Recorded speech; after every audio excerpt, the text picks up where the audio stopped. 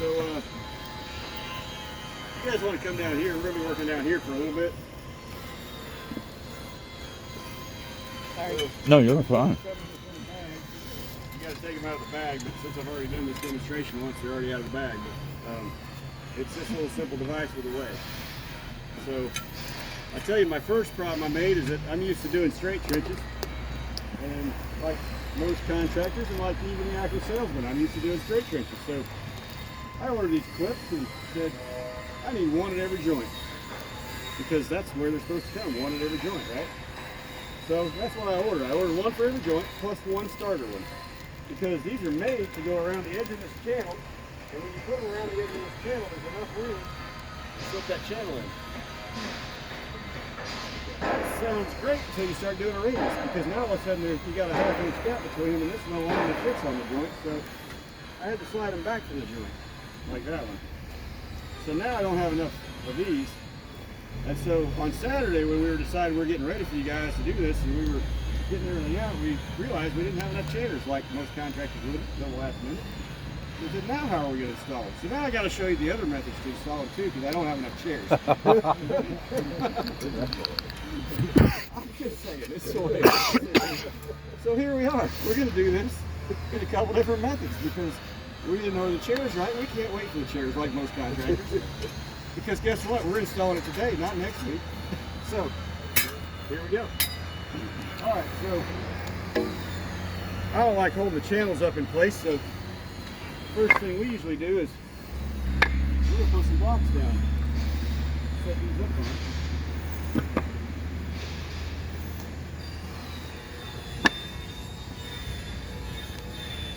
We're going to check the arrow. The arrow's got to be going the same way as the other one, the 12. We got 19, that's 20, so we got them in the right spot. So we can set them down here. We're a little bit low here. You want to block it up one more, Dave?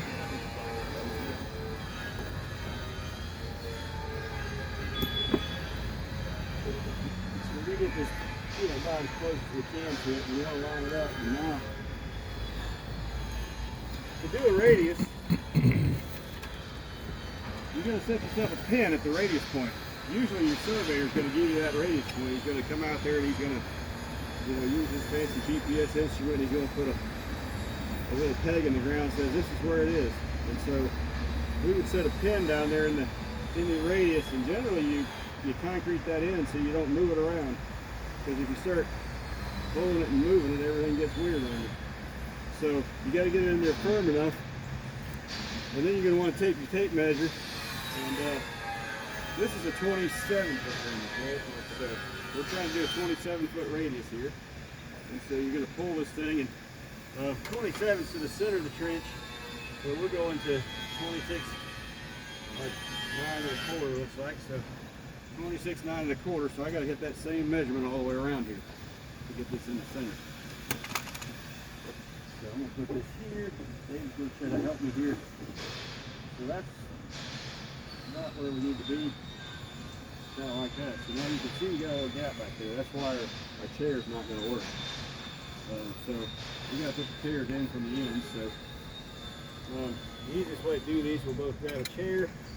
You got to make sure these bolts are out. Usually they come screwed all the way in. You got to loosen those out. We already did this demo once, so we already have them out. But that's just one little step we don't have to do this time. But we're going to put these around here. We're going to get them on here. And yeah, I got mine. So these wedges go in here like this, and a little tight, so it's hard to get them in the hole.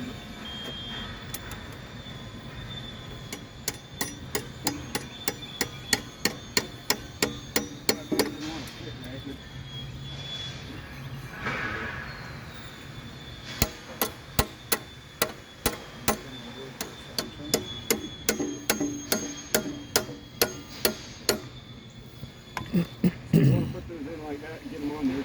We've got to re-straighten this and make sure our measurements are right here. We're still looking good here, so now we're put in the rebar.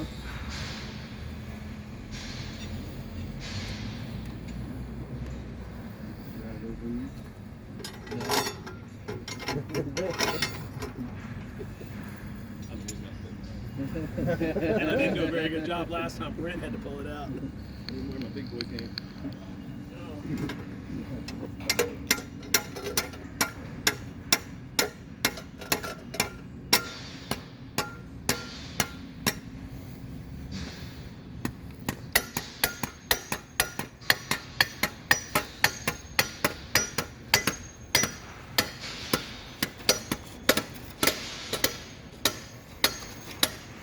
Looks a lot easier.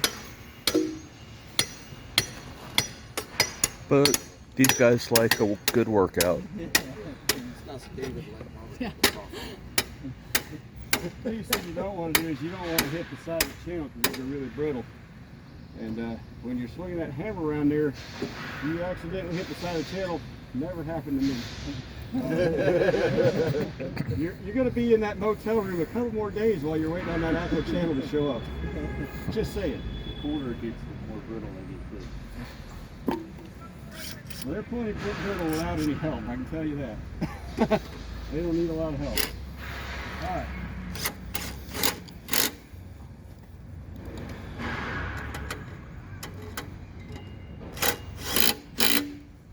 Turn on our laser here, and we got to get this thing at the right height. So, now generally you want to set these things a little bit high and then tap them down into place. Not everybody does that. Some people try to fiddle around with tightening these bolts at exactly the right spot. And I'm not into holding up these channels for very long because they're heavy. But so for me, I set them high and then I tap them down. But a lot of people don't do those a lot. They'll do it the other way. So we're about 3/4 of an inch high down here right now. So that's pretty good. Same thing. I think that I gotta lock it in. I'm gonna lock it in.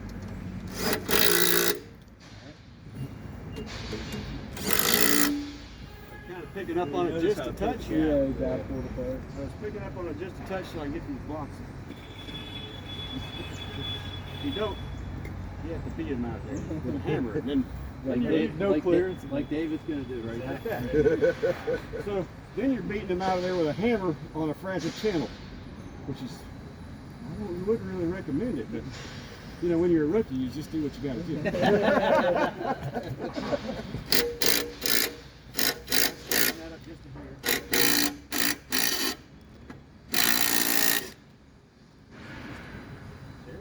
What do you do?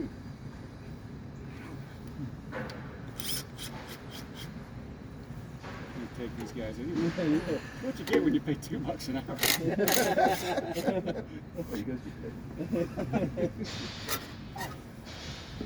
Hey, take those out of there. Take the bolt off first. Why?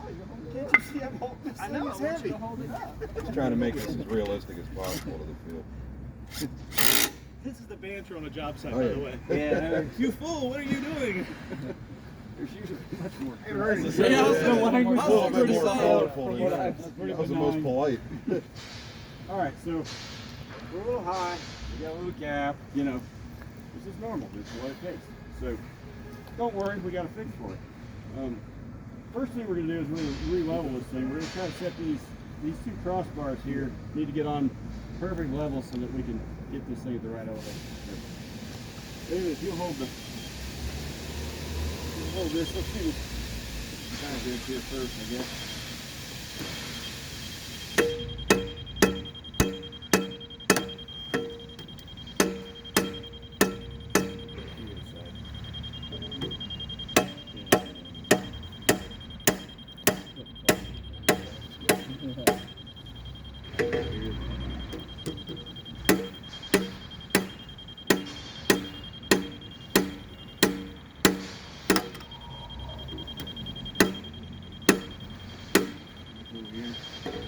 You're out pretty bad, it looks like.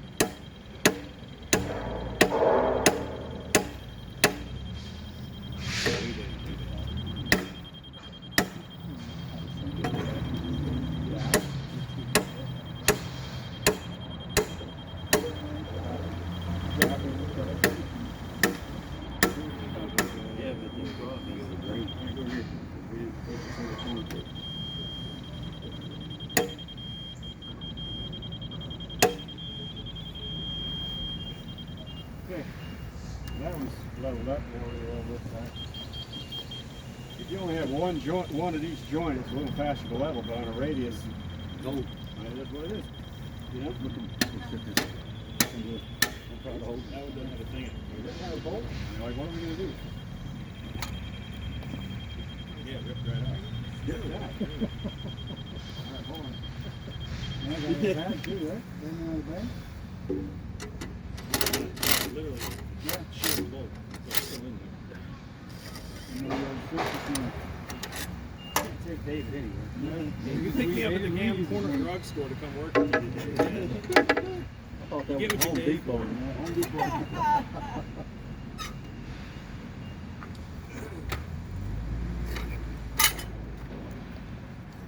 Push that down. I'm gonna use up one of my other brackets. Now I can't finish my job. That coming, I'm out of brackets.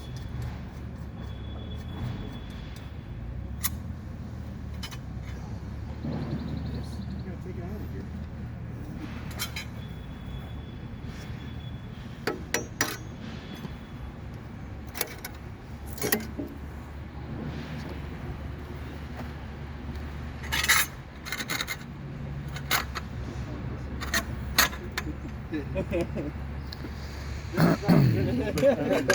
And then you come down here where you got factory attached rebar guys and make it very simple. So you ain't. I really forget the brackets, but I wasn't gonna bring that up. Who doesn't like a bunch of But labor? not to be too negative, but it's hard some days. All right.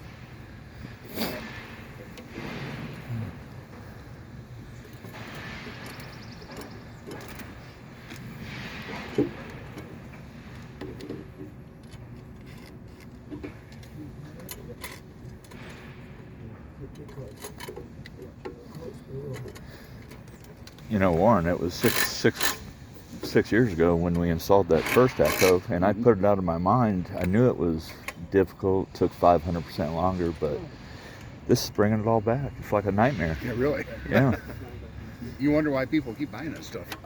I do wonder that. I mean, cheap is cheap, but shit, I can get a car without wheels too, but why would I? Really.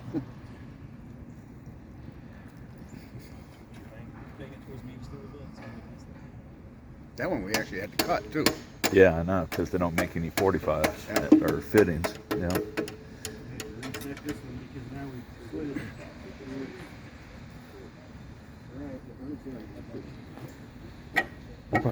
Our piece probably took them 5 minutes to put up on line and grade. They're going to spend half an hour on this. That's why we got an hour for this class. Yeah. Yeah. But you know what? They just have to see it. They have to do it. Nobody ever I'm sending this video to as many people as I know I can possibly send to. Now, do you guys with ES Systems still install other people's trench? Yeah, we installed ACO not very long ago, and we installed Zern down in Tampa not too long ago. So we get contractor calls. They're like, "Help! We don't want to do this shit. Please help us."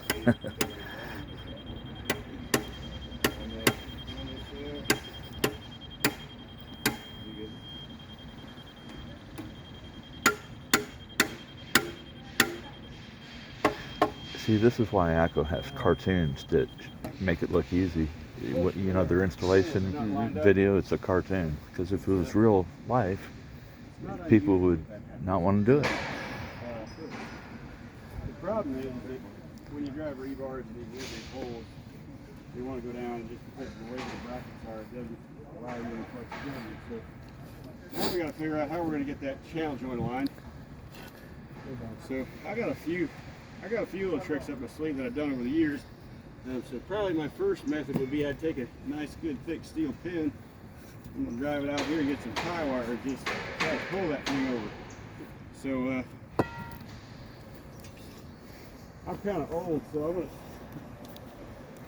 get my trusty sledgehammer. This is one of those tricks we learned over the years doing these.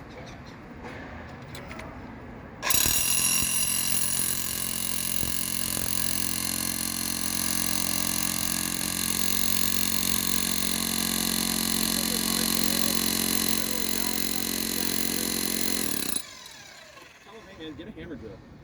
You watch how fast that stuff goes in with A it. good hammer drill with a ground rod driver makes the job a whole lot easier.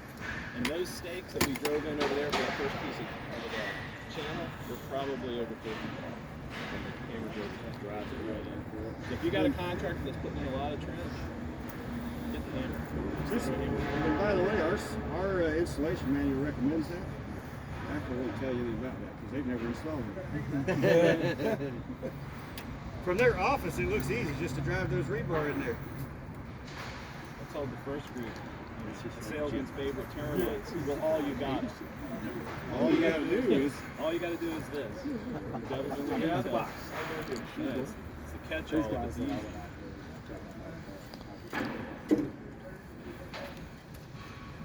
So, we're getting close, right?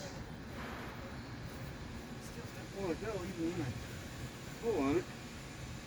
Not quite sure what we're going to do to get it any closer. It doesn't really want to go. So, we either got to live with it because it's probably hitting on the bottom nub down there because it's not really made for a radius. So I think we're going to have to live with it. The reality is, if I really try to get it straight here, we're probably going to break the side of the channel. Or I can take it out and I can grind off the bottom of that nub. So that's another step. Depends on how picky your architect's going to be. But let's face it, if he's going to live with that gap on the other side, I don't think he's going to be real picky. You know? I mean, this is almost unnoticeable compared to that. Yep. Right? So, I mean, you know, we're at this point where it's like, well, what are you going to do? This channel really wasn't made to go in a radius. So, you tell me, you want me to straighten it out or you want to keep going? Just call it good. Keep rolling. All right, so we decided that this is acceptable. My architect here says, well, I specified some prep, so I guess I'm going to accept it there. So, all right, good job. I love that architect. That's my kind of guy. That is how the contractor would go. Just looking for them to bless it. You know what they want to do. It's like, most of the contractors I see would be tickled with that. Yeah, that's fine. Well, this gap does have some clear room for it. What do they do? What do most contractors do? Yeah, I just said you duct tape it and pour concrete. I'll tell you, I installed one of these. It was at an amphitheater, a little high school amphitheater. It's a nice, good radius. Gap was about like that. And I thought, you know what any good contractor does? He gets out his roll of duct tape, baby. Yeah. That's exactly right. So that's what I did. I got up my duct tape, stuck it on there.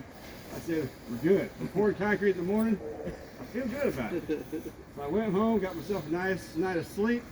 Showed up at 4 a.m. with the pump truck because we're gonna make sure this goes right. They don't mess up my trench, right? So I show up and it was here in Georgia. Actually, it's only about 45 minutes from here. And I said, all right, I'm ready for this pour. I walked down to the trench drain, and guess what? The condensate, it caused all the duct tape to fall off at the bottom of the ditch. Meanwhile, the pump truck's swinging his arm in, they're backing up the first truck of mud, and I'm going, oh crap, I'm in trouble. And the sides of the channels are all still wet with the dew from the morning, and duct tape won't stick. I'm having a moment of panic. So I'm rummaging through my truck, figuring out what I got, you know, and so I have a paste kit similar to what we sell, the little, you know, the two-part epoxy paste. So I started mixing that up, and I'm slapping it on there, and they're pouring right behind me. Oh, And by about 2 o'clock, when I finally got done, I laid over under that shade tree, and I think that was out. But really, that's on you. It's a contractor problem. Not my problem. I sold you the channel. What do you want me to do about it? You decided to install it in the radius, you know? So, yeah, you're right. We're not technically done with that channel. To get to where our product is, we still have to get some sort of wood at the top. We still have to figure out what to do burning with that calories. channel. And then we're there, right? But the problem is that to get to that one channel I got over there, I still got 2 more channels I got to put in to get to the same footage, right? So we better get busy, right? So let's get busy. Well, because I forgot to order the right channels, I'm I think I'm going to try to hang this one, see how that goes. So the hanging method, what you do is you put a couple boards across here. We're gonna tie wire it on there, and then we're gonna put some stakes outside the ditch here and try to hold it up. So it takes a little bit of wire to do this. Assuming I had the wire, my truck was in so bad. If I had to run to Home Depot to get the wire, I'm another hour or two behind on my job. But as any good concrete contractor would do, he would have himself some baling wire. This bails you out of all kinds of trouble. Just bailed me out over there getting it lined up too, by the way. So we're going to put this on here. Get me another one here.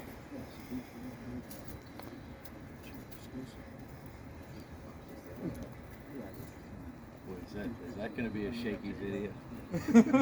No, they got self-stabilizers. It's all good. I mean, I've installed a lot of trenches this way. This is not an unapproved method. They tell you just hang it. Just hang it. That's all you got to do. Just hang it.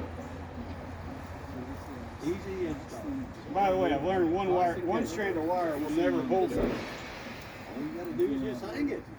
That's the experience you're getting for free. Next time you ask, I charge you for it. Well, it's a good thing this is only the 4-inch size. No kidding. Yeah.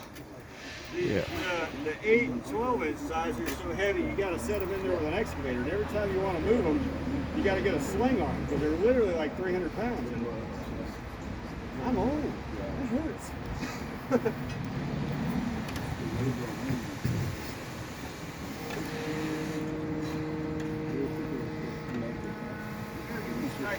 don't want to move around much.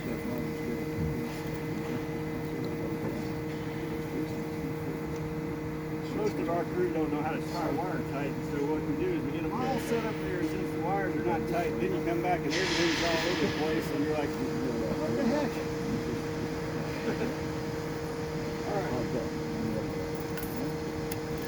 Alright. Now,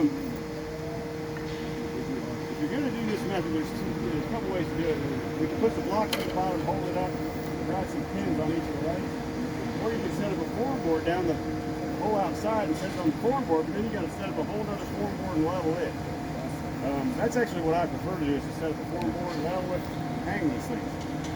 But then you got all that extra labor setting the form board, right? So because we're just doing one, Dave and I are going to put this in here.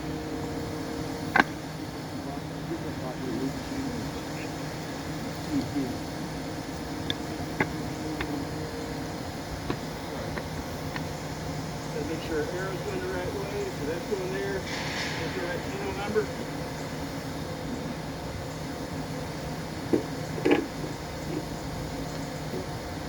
Alright. Close.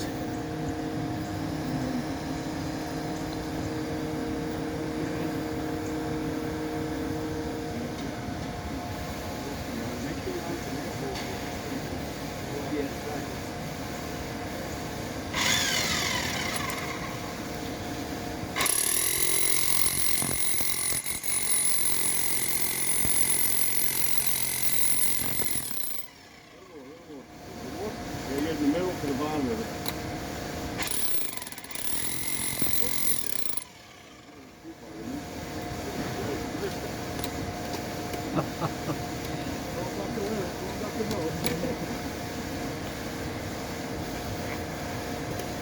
I don't think there's a reverse on an impact wheel, is it?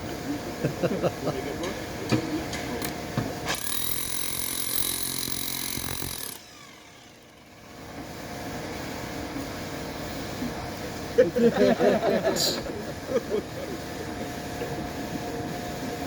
it's too high, it takes the top of the wood and just flips it right off and then things falls. I know, I did it wrong.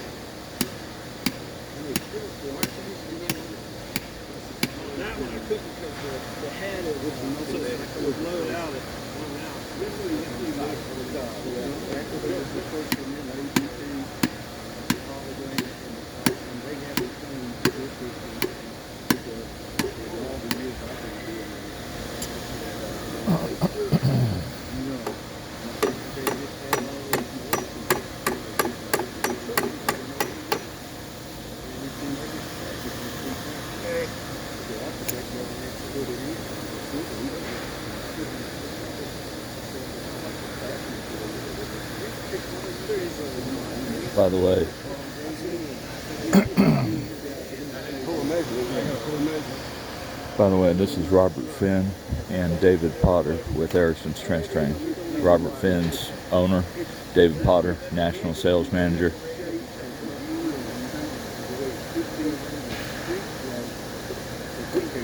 We used to buy ACO a long time ago, and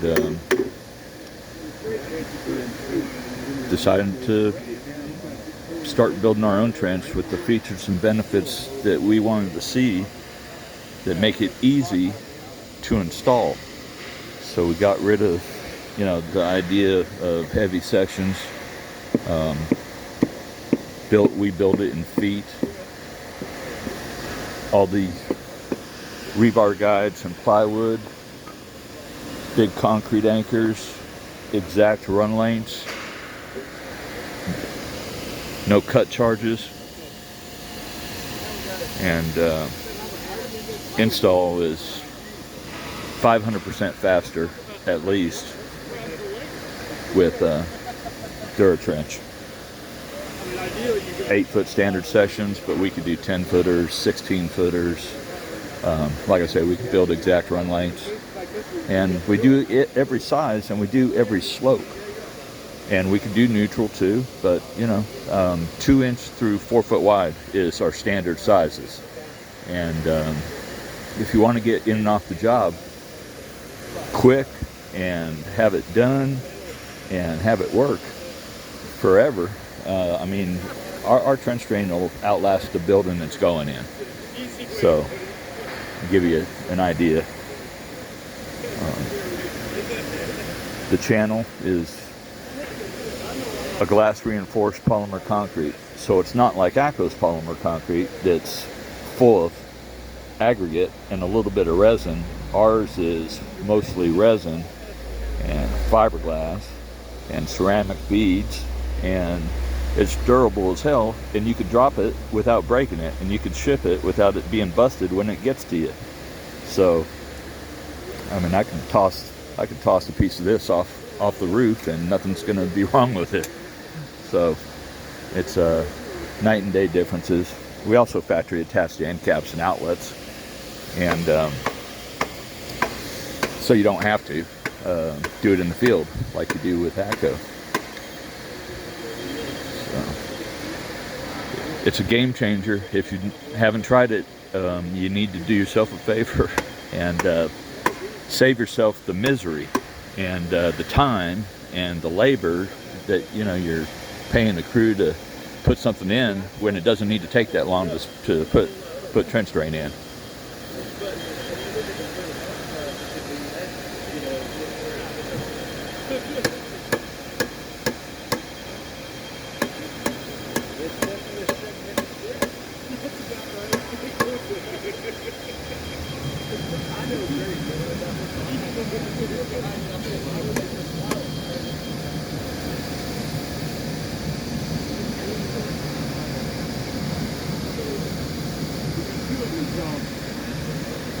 We gotta do one more to catch up with one piece of Dura Trench. Yeah, that gap's fine. We're looking beautiful. Keep moving. You want this project coming on time, too. That's important. Hey, how long has your firm been in business? All right.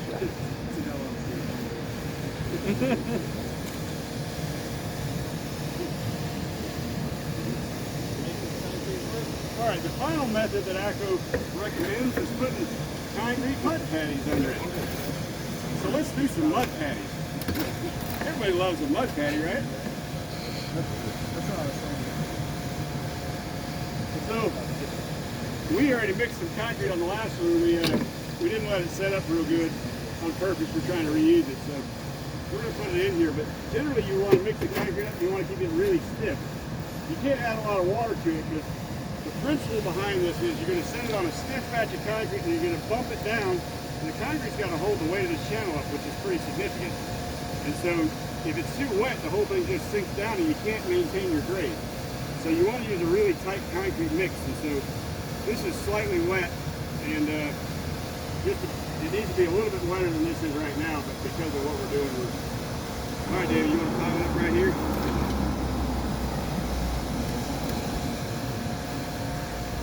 Because of the pain in the neck, we're gonna do one joint. I'm gonna skip the second one, but normally you put two patties here, and you're gonna put it on both of those patties, and you're gonna pump it down on both sides to try to get it level. And usually that takes 3 or 4 times. You gotta take the channel off and re-mount the concrete up, and pump it again, and do it just right. You better not.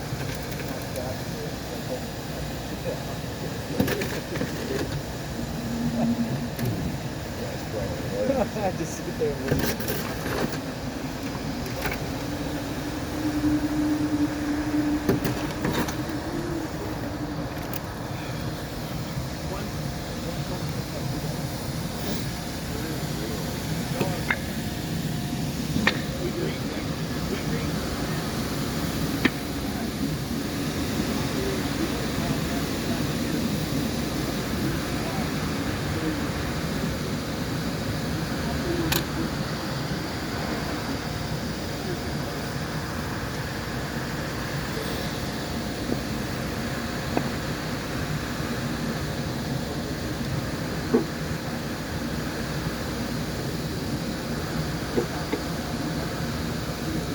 You can see our concrete's a little low, so I got to have him add a little bit more. So, I'm going to do a few more scoops there.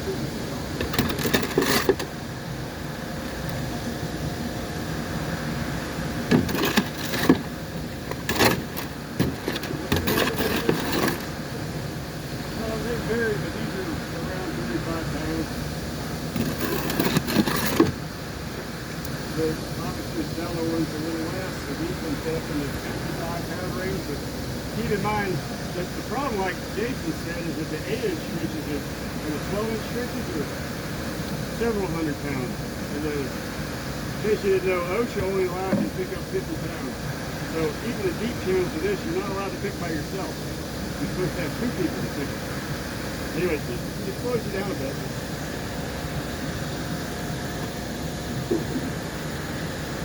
So you got a little bit of padding here, you're going to want to just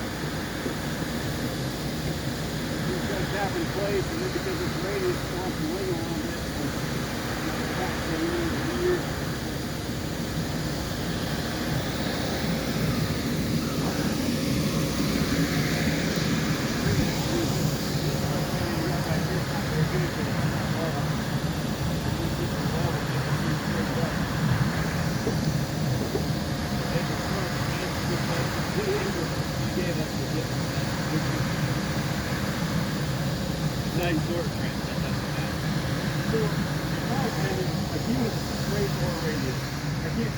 here. And this is maybe a personal preference, but for me, the chairs are at the bottom of the trench on theirs. There's a reason ours are at the top, because I've done a lot of this, and it means you're bending over working at your ankles all day long. I can't stand doing that. It hurts my back. By the end of the day, I can barely move because my back's hurting so bad. So I can't stand their chairs. Personal preference again, but they're not terrible, but they're not great. I would prefer to set an edge for them out here and hang them. But I wouldn't hang it how most people hang it with tie wire like this. I'd go get some toggle bar, I'd go get some pieces of metal, and I'd have them fabbed up where I could turn them into their groove there and drill and tap them so that I could attach a 2x4 with a bolt. But then you gotta have something fabbed up, which your average contractor doesn't do. I happen to have those sitting on the shelf because we do ACO trenches from time to time. So we'll take those out there, we'll drill a hole in the board. Anyway, we would use the suspended method more likely than not, because then I can, when I set this edge board on both sides, even though that's time, I can set that to a precise elevation and I'm working up out of the ditch. Once I have a precise elevation and I get these on there, I can set it on there. I know my elevation's right. Then all I got to do is line them up. And so for me, that's the preferred method. Plus, I hate mixing bags of concrete. I mean, that works okay, but man, backbreaking work, you know. But, you know, we didn't mix this one here, but you know, mixing it doesn't take but a few minutes. But you know, you got to go to the store, you got to buy the concrete, or have somebody deliver it to you. You got to have a water supply, which a lot of job sites don't have any water supply. So now you got to figure out where you're going to get water from. Then you got to mix these up, usually in a wheelbarrow or a small mixer, which is neither one of them's efficient. And you got to dump it in the hole and deal with all that mess. And you know, it doesn't seem so bad, but by the end of the day, after you've carried, you know, a couple pallets of concrete around and dumped it in wheelbarrows and opened the bags and dealt with all that nonsense, I mean, you'll feel it by the end of the day. So to me, this is the way I would do it if I had to do it. I really don't try to do it anymore, but you know, if I had to, that's what I do. So the only other thing you really want to do with the concrete mix is that right now we're setting up on level. But what you want to do is you want to get some concrete up over that little rib right here. So there's a rib right here at the bottom, and you want to get concrete up and around that so it locks it in place so it can't move left or right and it can't float out. You do it just like this. Some contractors have done this, and when they start pouring concrete, the whole thing floats, because these are still boats. You know, if you can float a battleship, you can float this thing. I mean, this thing's 35 pounds, a battleship's, you know, 1,000,000 pounds or something, and it floats on water. When you put liquid concrete in here, guess what? This is a boat. You can call it whatever you want, trench drain, but I see boat in water. You know, that's what I see. So when you start pouring liquid around this, it's going to come up. If you don't get around that little lip on the bottom, it's going to float. So now we got to take what concrete's left and pile it up around that joint. And usually that's a hand method. You take your hands and you heap it up and pack it. You heap it up and pack it. Our concrete's a little bit too dry for that, but that's what you would do. I come down in here and I take this extra concrete and I pull it up here and I do it like that and get it on the joint good. And then I let that set up and go to the next channel. That make sense? Yeah.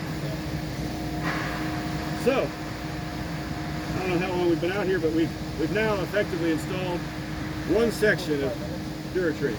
5 minutes. Yeah.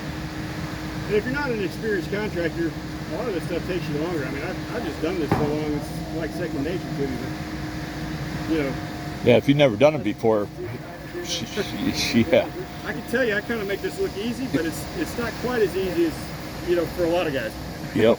So I'm going to take this one out because we're going to install one of the Dura Trench.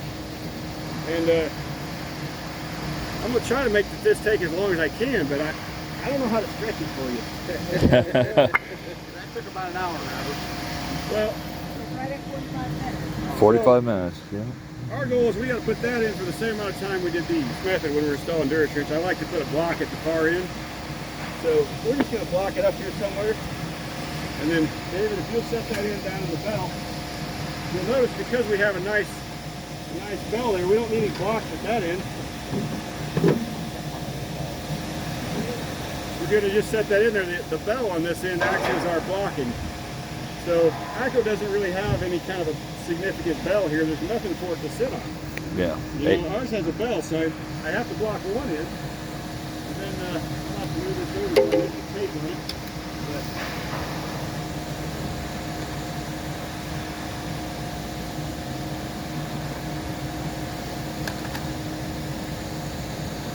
Now, of course, what we're going to, so that's right there. Man, that was easy to move. So now we're going to just take a couple bars here and put one of these here. David, you want to drive these down for me?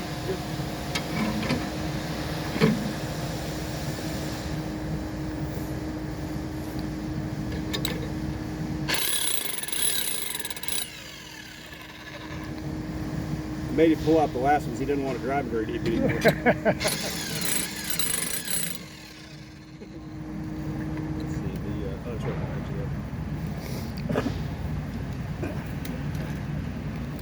Now, notice the orientation of those bolts that he's tightening right now.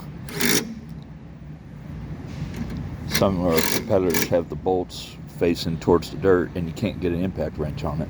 Yeah, so that he's mentioning the bolt orientation. Like with Zern, their bolts are out here, and the problem is if you have an edge form right here, you can't get to the bolt. You end up having to use a box end wrench. We purposely turned our bolts sideways so you can put an impact in this way so you don't have to do it with a wrench. Oh, wow. It's those little things that cost you tons of time on the job site. So what happens is there's actually, they left this out so you can see the floor right before it goes all the way to the end. So you get back here, all they do is they just kick this over and then they put their skim board in and screw it down. David, you want to come and level us up here? That's your mallet. Let's just get it. Oh, you got a little high first, but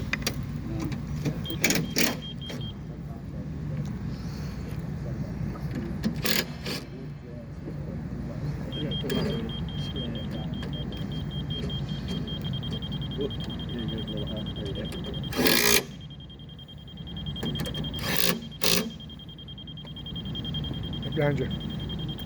there it is. All right, so we got to level this one just like we would the other.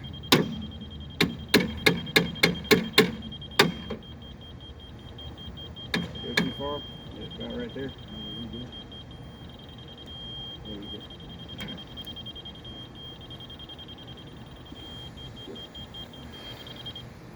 So you level that, and then we got to put. Once you get that in there good, it's stable. Now you can come back and you can just add in the other rebars. So you put a couple more in here, drive them down, tighten the bolts, and we're done. Yeah, took 5 minutes. So Yeah, right. So there's no gap. You know, these we still haven't even dealt with the gaps and putting boards in the top, keeping the concrete out, all that stuff. So I mean, it's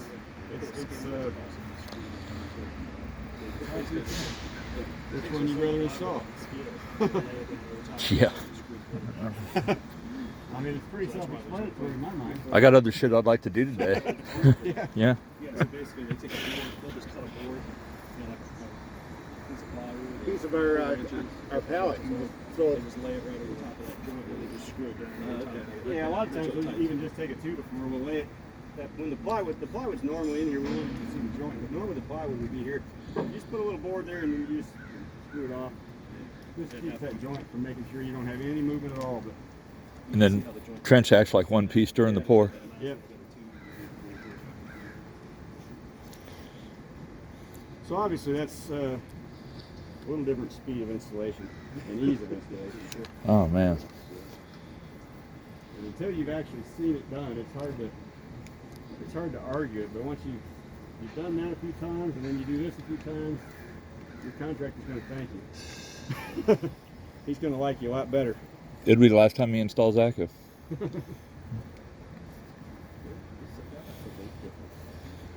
I mean, that whole channel is probably about the same weight as one of those. So That's true. it's basically a 1-for-1. It takes almost as long to install one of those as it does one of these, but you get 3 to 1. I mean, you know, but then you don't have to come back and still do the joints and all that other stuff. So, I mean, I think it ends up being about a 10 to 1 difference if you ask me. And I think I can install about 10 of these for, you know. That's a 2-day job, and this could be 1 day. Yeah. You got extra motels, you know, I mean, all that stuff. Starts that up. So all that concrete's got to harden up before you can do your pour. Yeah. Now, would you just come back in and lock this in, or would you just do it monolithic? You'll pour it all one time? Well, the right answer for that is it depends on the depth of the trench and the width of the trench. So on a 4-inch trench that's as shallow as this is, I pour it all in one pour. I wouldn't even think twice about it. Now, if I had a 1 foot wide trench that's 3 foot deep, I wouldn't dare do it. I'd pour in some concrete to lock it in first. Yeah, because that would be a boat floating around on you. Yeah, the wider it is and the deeper it is, you're displacing more volume of air. So you got this big volume of air that's down inside of a liquid, and it's buoyant, wanting to float. So the more air you have displacing, the more vertical lift you have. And so the actual number is for every cubic foot, you know, like a cubic foot is 150 pounds of vertical force that you got to restrain when you pour the concrete in there. So with this, you don't have very much, you know, you got like a quarter of a cubic foot per linear foot. And so you're really not resisting a whole lot of flotation. But when you get a big wide trench that's really deep, the forces can get astronomical. And I can tell you, I've had a lot of trenches where I've poured them, and I've in the early days before I figured out how to anchor them right, like these don't have a good way to anchor them, and so they really like to float. And I can't tell you how many excavators I've put on top of a trench drain with the bucket and the excavator's like, you know, in midair trying to hold it down. Only problem with that is as soon as you put it on there, you mess up the alignment, and then the trench looks like this when you're done. So there's a lot of like that anyway. Do what? That looks like that anyway.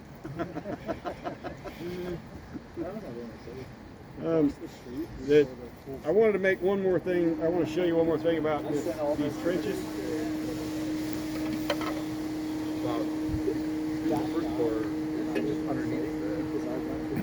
Robert, when you do it, when you're locking it in, how much concrete do you pour up in this? Well, it depends on the job. I mean, ideally you want to pour up over the bottom of the trench about an inch or two, you know. So if it's a radius bottom, you pour up over the radius. If it's a square bottom, you just have to get up over the bottom. All the flotation happens on the bottom edge. Once you have the bottom solidified, all the forces are pushing in, which is no problem. It's the vertical force pushing up on the bottom of the trench that's the problem.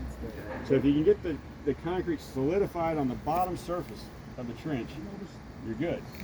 Okay, so but a lot of jobs, you'll get an engineer that just absolutely won't allow that, and that's where you get into a little bit of trouble, and you got to have experience. But even the big trenches, you can pour if you pour them right. And so how we usually do it is we'll pour up to the bottom of the trench, we'll pour all the way down the trench up to the bottom, and then you got to let a little bit of time elapse. You can't let the concrete get hard because they won't let you. You got to have the two lifts have to be bonded together. And so what you do is you pour up to the bottom, and then you come back and you start at the other end and you pour up another little short lift, like 6 inches. So you pour a little short lift all the way down. And so what happens is now you got a fresh batch of concrete that got blended together. The bottom batch is now an hour older, so it's starting to tighten up. So then you do another 6 or 8 inch lift, and now the bottom's hard. And once you get that lift up, then you can start pouring faster until you get to the top. But you just pour it in small lifts, and the reality is before you get a foot up on the side, you need to have that bottom layer cured out. So you're trying to let enough time elapse to let that bottom cure before you get up about a foot. If that makes sense. And that's a really dependent solution, and that's why I said you got to have some some experience, because you got to be looking at what concrete mix you're pouring. Some of them set off really fast, and some of them are really slow, depending on how much cement's in them and additives, and so that can vary. And then also your temperature. Nice cold morning like this morning, it's not going to want to take off too fast. Down in South Miami, buddy, look out! You better hurry. It's coming for you. You know, so it just depends on where you are and what mix you're using. But I mean, like we've done jobs at the Port of Miami down there, and you start pouring that stuff out, and like 5 minutes later, it is. You better be right behind that truck finishing it off. But you get up north somewhere, I mean, you know, you might be waiting around 6 hours. So it really, you know, it's weather dependent and mix dependent. So, in fact, one of the tricks we do a lot of times is the very first truckload of concrete we get, we'll put an accelerator in it. So we'll put like 2% accelerator in it, so that bottom pour is firming up really fast. And that way, by the time we get to the end of the trench and come back, it's already really starting to firm up, and then we can keep going. But people that watch us don't know we did that, and they're like thinking we just kept pouring and it was no problem. But there's a little bit of science to it. Experience to it. Yeah. So, I did want to show you these end caps too. The ACO end cap is like this. It's a plastic piece. They got some little marks here, so you find your channel number, and then you kind of got to score it with a knife, and then you can break it off. And that's how you get the right pipe on your end cap. So you got to put these on yourself. They're not real hard, and then this inner piece, you take them over on this side, and you got to hit them with a hammer, and they'll break out pretty clean. But it's just something else you got to do. But the problem is with it, you can see this is not real high grade plastic here. And there's really not a high-grade plastic in some opinions. And when you compare this, you know, we always put a metal end plate at the end. The problem with the plastic is that the end plates, and they don't even offer a metal end plate. Even on their heavy-duty, you know, iron frame that they claim is load class F, there's no end frame. And so the ends of their trenches, if they receive traffic, you'll see them all. There's concrete that's bellied out on the ends where it's stalled out into the trench, because this doesn't hold anything. And that's why we put the metal end plates on ours when they're heavy traffic. We don't do it on plastic frames, because plastic. But anything that's got a metal frame, you're going to get a metal. You know, anything that's a heavy-duty frame, you're going to get a heavy-duty end frame. If it's medium duty or light duty, you don't need it. Oh, I remember last time, 6 years ago, when we were installing that ACO, we went to duct tape the end caps on, and they didn't really want to stick. The duct tape didn't. Yeah, duct tape. Like I was saying earlier, duct tape really doesn't do a great job on these channels, because any amount of moisture in that stuff won't stick to those channels. And so generally you want to get some glue put on there. How about duct seal? Like what seal? Like this, duct seal, like you put pipes on an exterior of a house with duct seal. It's almost like clay. It's almost like a bentonite. And it comes in bars. Yeah. I just thought it would fit in there. Yeah, I haven't used that. I don't really know. Might work great. Yeah. Silicone probably be I mean, we usually use like liquid nail. liquid nail. Yeah. You can use a lot of different things. Irritating caulk is good. But ACO and Polycast only make a polymer end plate. They don't make the plastic one. They make the same material as the channel, and they're really heavy. And they're even worse, because you got to try to brace them up there. Usually you got to put concrete bricks or something up on there, and you shim some plywood and everything else up there to get it to the right height, and then you stick it on there. That way it doesn't slide down, and wait for the glue to dry. But ours come without. I mean, it's not a huge ordeal, but you know, some guy that hasn't used these before or hasn't used the other end plates, you know, you got to go find some glue. You got to cut this. You know, there's just a few little tasks. Take you an hour or something. The guy that knows what he's doing will put this on in about 15 minutes. So. It's not a huge deal, but you know, every little thing adds up to more time. And like you said, I mean, next thing you know, you're on the job an extra day or two, and ended up motel rooms, per diem, and everything else. And, you know, it's expensive. You know, time is money. So, That was awesome. anybody got any other questions? Can I convince any of you to buy this? Yes.